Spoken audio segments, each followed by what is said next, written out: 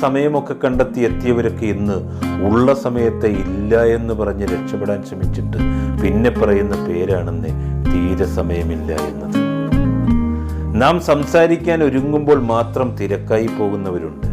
ഇവരോടൊന്നും വിശദീകരണങ്ങൾക്ക് വേണ്ടി സമയം കളയാനേ പോകരുത്. അവർക്ക് വേണ്ടി മാത്രമേ കേൾക്കൂ.